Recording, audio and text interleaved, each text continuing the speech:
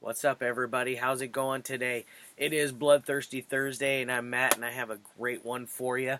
It's one I rewatched last night. I love it, and usually watch it once or twice a year. And I figured I was due for a viewing, and it's from 1986. It's unrated, by the way. At least the other copy I had, or at least listed online. Yeah, it's not rated. It's 1 hour and 41 minutes. It stars Caroline Williams, the good old Dennis Hopper, rest in peace. Jim Siedow, rest in peace. Bill Moseley, Bill Johnson, and Ken Everett.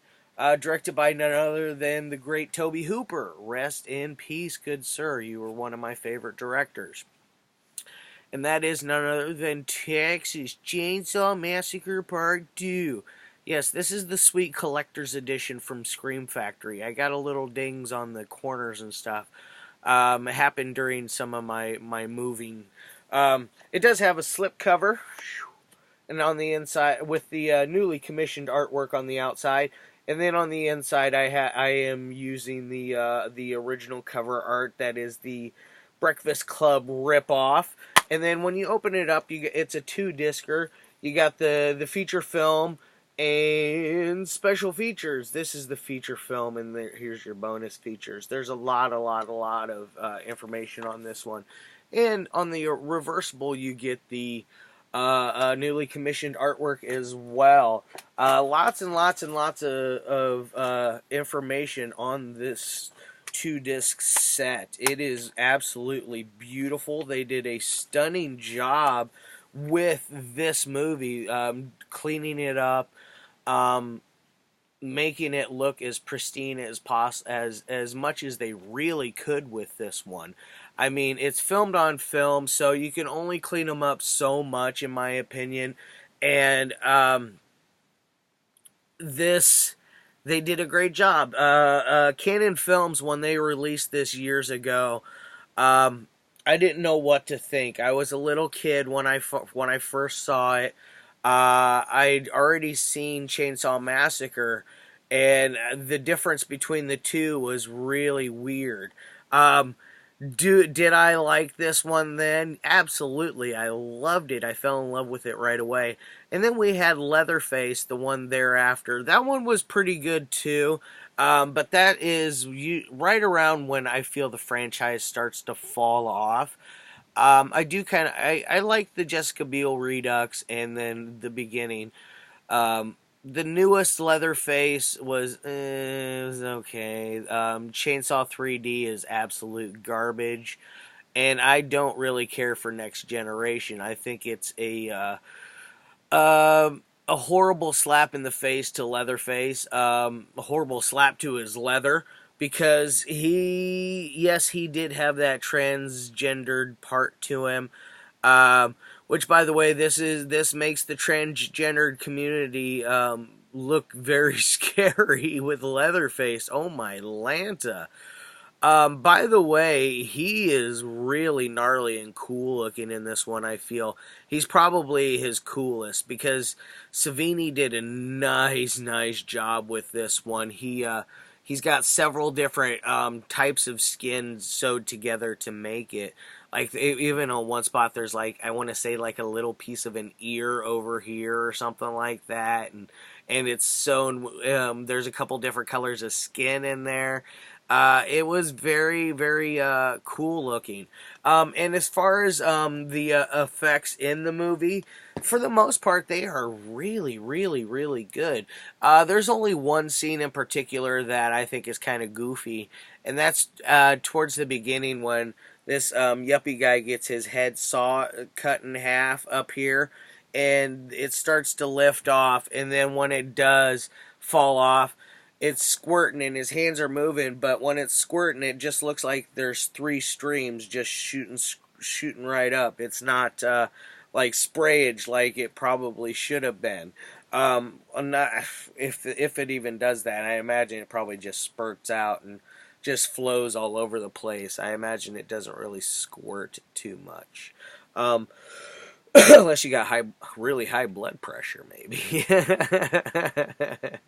As far as this one's about, it picks up with this lady named Stretch, played by Caroline Williams. She is a radio DJ, and her and her friend, what is his name, R or LG or R, not LG. Oh shoot, I'm all of a sudden drawing a blank. But his best friend, her best friend, I guess that you would say they're best friends. They work together. They are at a chili cook-off. Da da da da da. That's in there. You got the yuppies, two yuppies that are starting stuff with locals as they're driving down for the Texas and Oklahoma U rival football game. So they're trying to start as much crap as possible. They're doing a damn good job. They're being obnoxious as possible. Like I said, they get killed off. As far as what goes on after that, it's going to basically be Stretch's character is this is her right here, by the way. She is forced to play the audio, because when they get killed by Leatherface and the crew, they record every phone call because she works at a radio station. And this fella right here, played by Dennis Hopper, is Lefty and Right, which is a fun name, Lefty and Right.